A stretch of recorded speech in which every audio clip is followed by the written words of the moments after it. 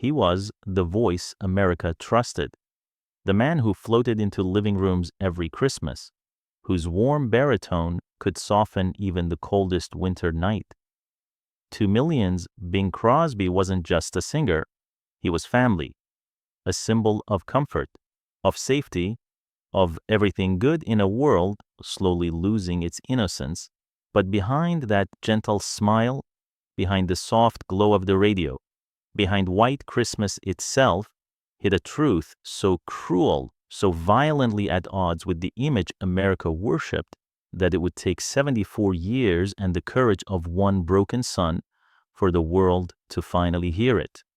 And when that truth finally surfaced, 6 years after Bing Crosby's death, it detonated like a bomb.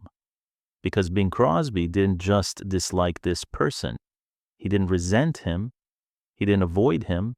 He hated him more than anyone else he had ever known, more than rivals, critics, or enemies, more than the Hollywood executives he battled, more than the tabloids, more than the gossip circles of Golden Age Hollywood. He hated him because this person, the one he should have loved, knew the one secret Bing spent his entire life hiding, the secret that the world's favorite father, the King of Christmas, the gentle priest from Going My Way, was anything but gentle behind the closed doors of his 20-room Hollywood mansion, that the same hands that held microphones and Oscars also held something far darker, something custom-made for only one purpose, something that would leave the scars for life, physically and emotionally, on 4 young boys who called him Dad, and the one who finally exposed it, the one who tore down the mask the whole world believed in. That was the one Bing Crosby hated with a fury deeper than death. This is the story he never wanted told. Before we can understand the hatred, before we can understand the betrayal, we must first understand the image Bing Crosby built. Not the man, but the myth. Bing Crosby wasn't merely popular. He was the foundation of American entertainment.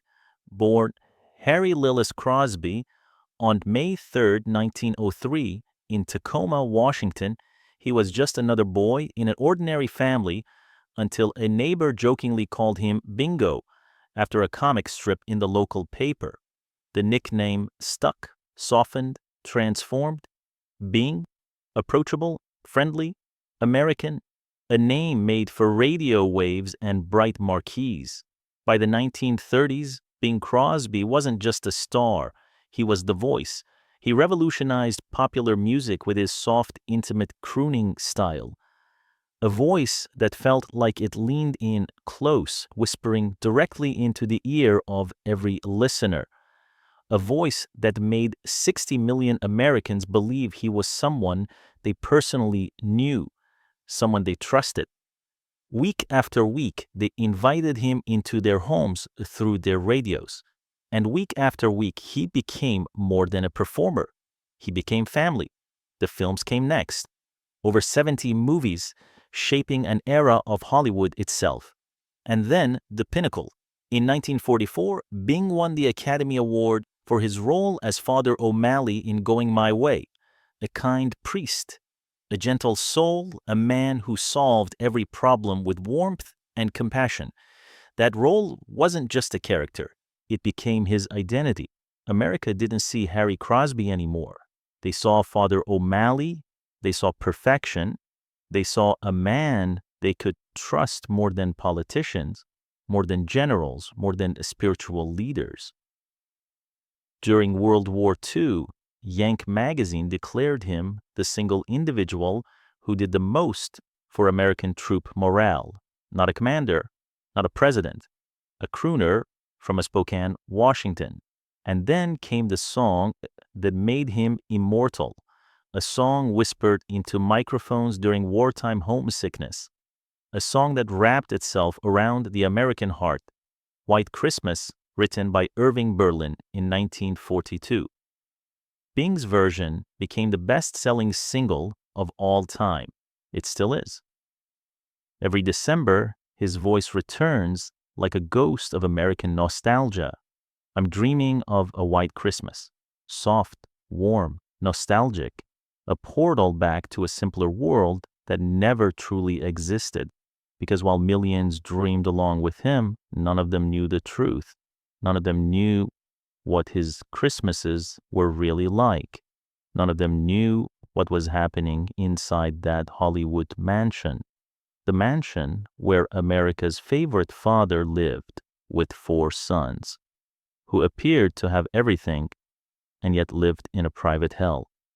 In 1948, America crowned Bing Crosby the most admired man alive, more admired than Jackie Robinson, more admired than the Pope. But admiration is fragile, and beneath Bing Crosby's carefully polished image, beneath the smile, beneath the myth, was a darkness so deep he spent an entire lifetime trying to hide it. A darkness that one day, one son, would expose to the world. To understand the hatred, to understand why one son would one day shatter the carefully built myth of America's favorite father, we must step inside the mansion. Not the mansion the public imagined, but the one only 4 boys truly knew. September 1930. Bing Crosby married Dixie Lee, a stunning actress and singer who, at the time, was far more famous than he was. The Associated Press even misprinted his name in the marriage announcement, referring to him as Murray Crosby. That's how overshadowed he was by his bride, a detail Bing never forgot. Only 6 months later, Dixie asked for a divorce. 6 months. She cited mental cruelty, words that should have been a warning, a flare in the night. The newspapers called it a Hollywood scandal, but Bing convinced her to stay, promising he would change, promising something softer, kinder. He lied. Over the next 8 years, Dixie gave birth to 4 sons, 4 boys who looked like the luckiest children in America from the outside. But inside those polished walls lived a truth the world wouldn't learn for nearly half a century. Let's meet them. Gary Crosby, born June 27, 1933. The eldest, a gentle-hearted boy, soft-bodied with a weight problem that made him painfully vulnerable. Bing despised it. He mocked it. He branded Gary with a nickname so humiliating it would echo through his entire life. A nickname we will return to, one that will make your stomach twist. Gary was the first target, the one who endured the most, the one who remembered everything. Dennis and Philip, born July the 13th, 1934, the twins.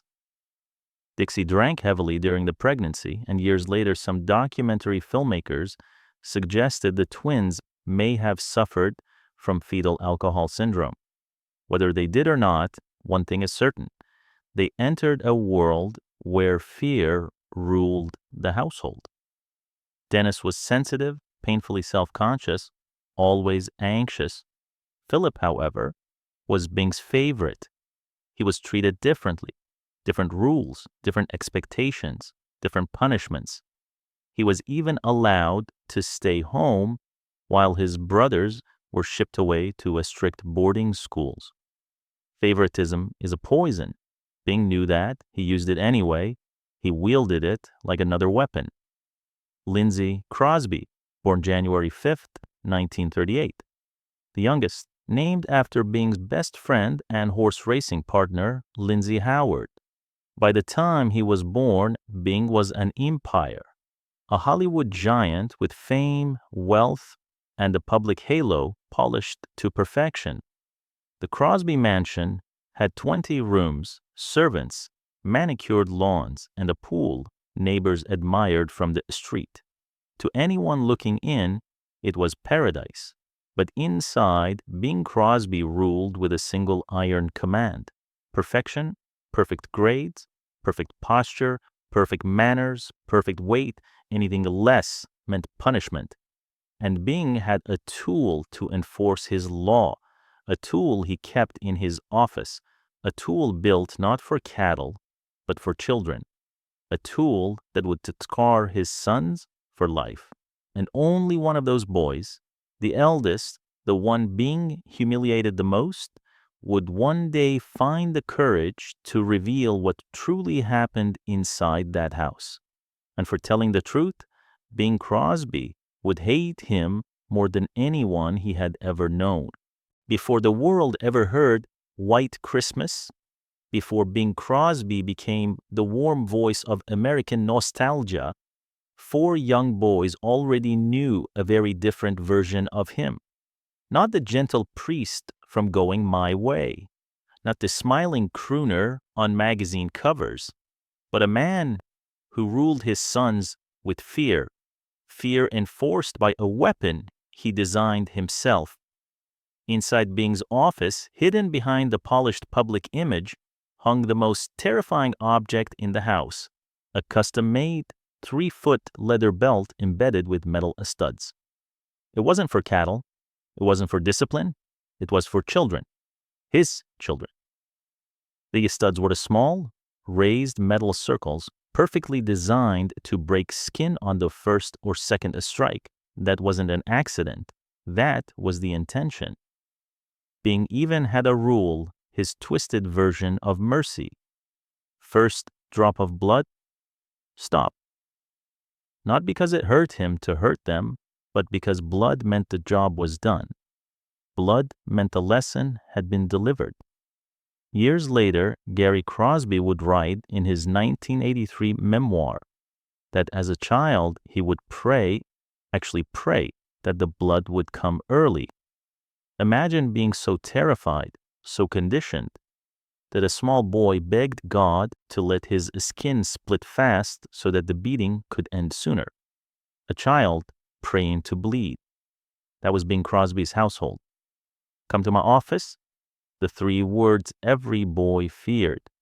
Every Friday at 6 p.m., Bing would weigh Gary on a bathroom scale. If the needle moved even half a pound upward, if Gary dared to be a child with a child's appetite, Bing would tighten his jaw, point toward the stairs, and whisper the command that froze the entire house. Come to my office.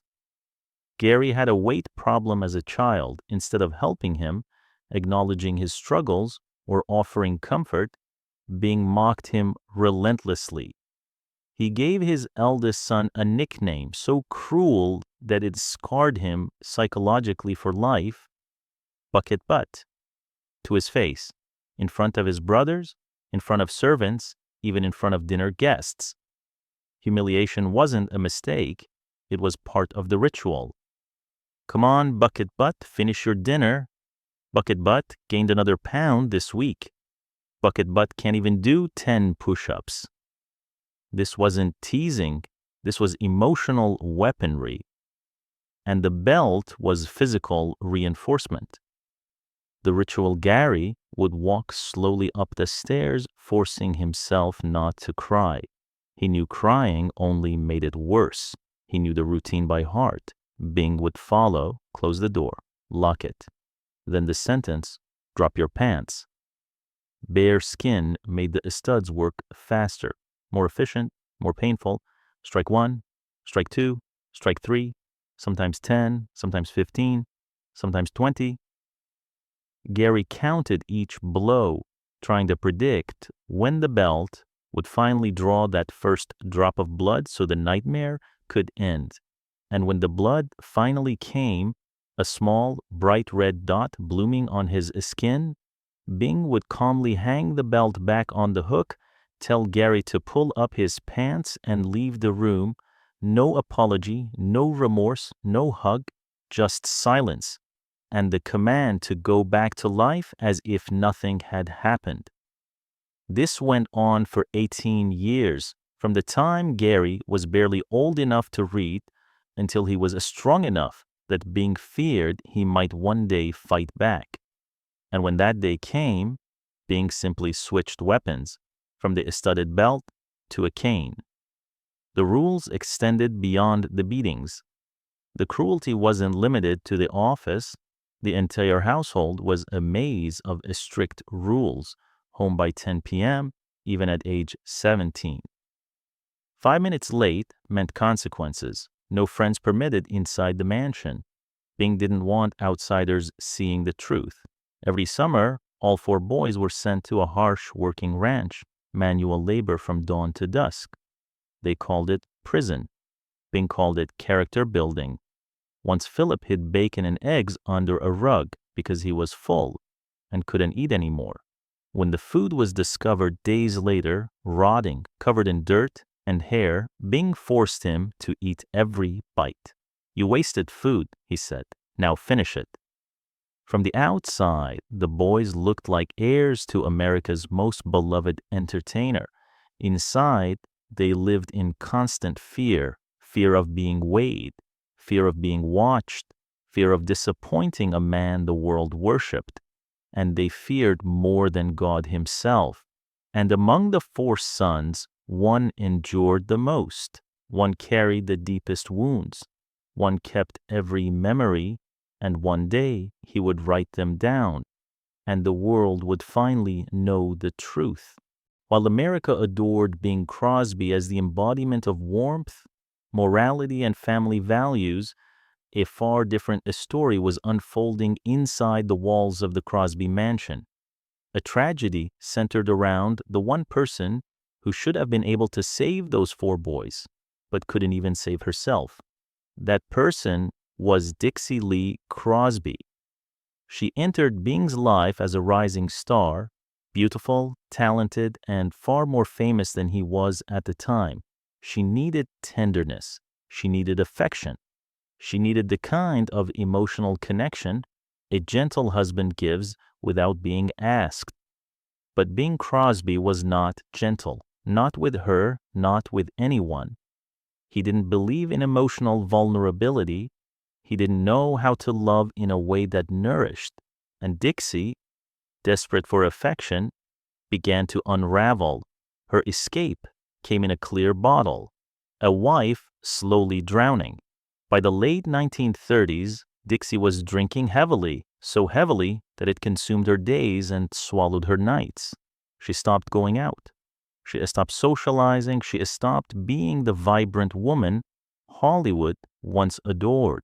The 4 young boys would return home from school to find their mother passed out, on the couch, on the bedroom floor, once, horrifically, in the bathtub. The sons learned how to quietly cover her with blankets, how to step over her body without making noise, how to protect her dignity from the outside world, how to pretend everything was normal, just like they had to pretend everything was normal with Bing. Bing's daughter, from his second marriage, Mary Crosby, would later explain the grim daily reality in a PBS documentary. It got so that she didn't leave the house, and she would pass out, and the kids would come home. Dixie wasn't just drinking, she was disappearing, one sip at a time. While Dixie was drowning, Bing was elsewhere. While Dixie spiraled in silence, Bing was not suffering at home with her. He was in studios, on sets, on tours, and in the company of other women. One of them was Joan Caulfield, a young actress, 30 years his junior. Bing was 49. Joan was 19. He took her to dinners, theaters, operas, often with her mother present to keep the scandal manageable. The affair didn't become public until years after Bing's death, when actress Patricia Neal exposed it in her autobiography, recalling Joan's desperate confession that she wanted to marry Bing. So while Dixie begged silently for affection, Bing gave his tenderness to someone else.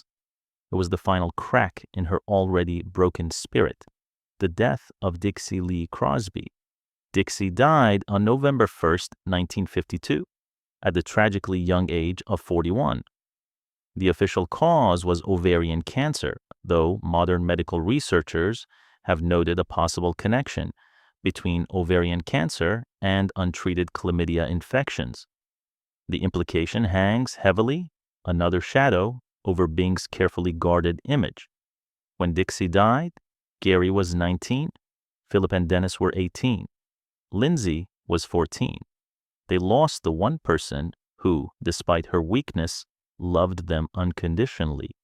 She couldn't protect them, she couldn't stop the belt, she couldn't save herself, but she loved them, and now she was gone. All that remained was Bing Crosby, a man who demanded perfection, a man who ruled with fear, a man who still had secrets to protect. Bing starts again, and the difference is haunting. 5 years after Dixie's death, Bing married Katharine Grant, a 23-year-old actress, 31 years younger than him. Together, they had 3 children, Harry, Mary, and Nathaniel. And here's the chilling part. Those 3 children turned out fine. No alcoholism, no suicides, no public breakdowns, no tell-all books exposing cruelty. All 3 became successful, stable adults. Same father, same man, 2 entirely different outcomes. Why? Because by the time Bing became a father again, he was older, more mature, more aware of how his legacy might be judged, or perhaps he finally learned how to hide the darkness inside him. But for the first 4 sons, the children born into Dixie's drowning, the children raised under the rule of the belt, the damage was already permanent. Their childhoods were gone, their innocence is stolen, their futures already shaped by trauma, and one of them, Gary, the eldest, would one day break the silence, and Bing's empire would crumble. October 14th, 1977, Bing Crosby, the King of Christmas, collapsed on a golf course in Madrid, Spain. A heart attack. He was 74 years old, playing the 18th hole, doing what he loved, a perfect exit for America's perfect dad. The world mourned a legend. His films, his songs, his persona, his smile, all remained untouched. Father O'Malley, the King of Christmas, the most admired man alive. The public never imagined the storm that lay dormant behind the doors of that 20-room mansion. 6 years later, in March 1983, Gary Crosby published his memoir, Going My Own Way. The title was deliberate, a dagger to the heart of Bing's constructed myth. It was more than a book. It was an expose, a revelation, and a declaration. Not yours, Dad. Mine, away from you, away from your belt, away from your rules, away from your lies. Gary had waited until his father was safely in the ground, beyond threats, beyond retribution. Every detail of abuse, the metal-studded belt, the weekly weigh-ins, the cruel nicknames, the summers at the working ranch, the forced meals with dirt and hair, was laid bare. Every private moment of cruelty, every strike, every humiliation documented. And every word was true. The world gasped. The book's impact talk shows exploded. Magazine covers screamed. Newspapers shouted the scandal. Some defended Bing's memory, claiming he was strict like all fathers of his generation. Some said Gary only wanted money or attention. But the specifics, painful, consistent, verifiable, left no room for doubt. The belt with metal studs, the child praying to bleed early, the nickname Bucket Butt, the summers at the working ranch. Even Bing's own sons confirmed it. Lindsay supported Gary immediately. Dennis, initially quiet, later corroborated the abuse. Philip, the favorite, admitted to reporters that Gary had endured punishments and trauma beyond exaggeration. The book destroyed Bing Crosby's public image. Father O'Malley was revealed to be a monster behind closed doors. The King of Christmas was dethroned. The most admired man alive became, posthumously, the most hated dead father. Gary's truth versus Bing's legacy. By the time the book came out, Bing was gone. He couldn't defend himself. He couldn't threaten Gary. He couldn't lift the belt one last time. Powerless. For once, the truth was stronger than the myth. Gary won, not just for himself, but for every one of the four sons. He forced the world to confront what had been hidden for decades. Every strike, every humiliation, every secret, the scars of a father's cruelty were finally seen. Bing Crosby's greatest fear was not being hated for lying. It was being exposed for being exactly what Gary said he was. And in Gary's memoir, that fear materialized posthumously in living color. Bing Crosby spent 74 years constructing a flawless image. Not a song, not a film, not even a performance, a persona. A lie so perfect that 60 million Americans believed it without question. The voice, the smile, Father O'Malley, the King of Christmas, the most admired man alive. That lie was his greatest achievement, better than any recording, better than any Academy Award-winning role. It was more convincing than reality itself. He made Americans trust him with their holidays, their traditions, their nostalgia. He made them believe he was warm, kind, loving, safe. But beneath it all, he was just Harry Crosby from Tacoma, a man with a temper, a man with a belt, a man who destroyed his children and drove his wife to despair. Gary's betrayal or justice? Gary didn't lie. Gary didn't exaggerate. Gary told the truth. Every detail was specific, verifiable, consistent. The belt really did have metal as studs. The weekly weigh-ins really happened. The nickname Bucket Butt really existed. Lindsay and Dennis really died tragically. In Bing's worldview, sons should protect their fathers. They should maintain the legacy. They should preserve the myth. Instead, Gary destroyed it, not while Bing was alive, not when he could have been punished. Gary waited until his father was safely buried, until the belt could no longer strike, until Bing could no longer manipulate the truth. Then he told the world. And for that, Bing hated him, not for lying, not for defying him, but for refusing to protect the lie. The deepest cut, Bing's hatred burned hottest because Gary was right. Every claim, every memory, every scar, Bing wanted to be remembered as the perfect father, the beloved entertainer, the King of Christmas. Instead, Gary forced the world to see him as he really was, a father who terrorized his children, a man whose private cruelty destroyed lives. And in the end, that truth was more powerful than anything Bing Crosby had ever recorded, acted, or performed. Every December without fail, Bing Crosby's voice returns from radios across the globe, from vintage records, from television broadcasts. He reminds the world of what they believed was warmth, nostalgia, and family. I'm dreaming of a white Christmas, soft, gentle, familiar, comforting. And yet behind that voice, 4 boys remembered pain, 4 boys remembered fear, 4 boys remembered the belt with metal as studs, the cruel nicknames, the humiliations, the summers at the working ranch, the curfews, the punishments for minor mistakes, every memory etched in flesh and a spirit, the legacy of pain. Gary Crosby survived long enough to tell the world the truth. He published his book, he revealed the details, and he never received the apology he deserved. He never had the father he needed. He never heard Bing say, "You were right, son." Lindsay Crosby, haunted by the past, watched his father's perfect performance in White Christmas on television. Less than 24 hours later, he took his own life at 51. Dennis Crosby followed into darkness 2 years later, unable to escape the shadow of memory. Philip Crosby, the favored son, lived to 65 but carried the scars of alcoholism, failed marriages, and emotional trauma. Meanwhile, Bing's children from his second marriage thrived. Harry, Mary, and Nathaniel, All successful, stable, alive, same father. Two completely different outcomes. One man's cruelty had destroyed 4 lives, and yet his constructed image survived in the public eye.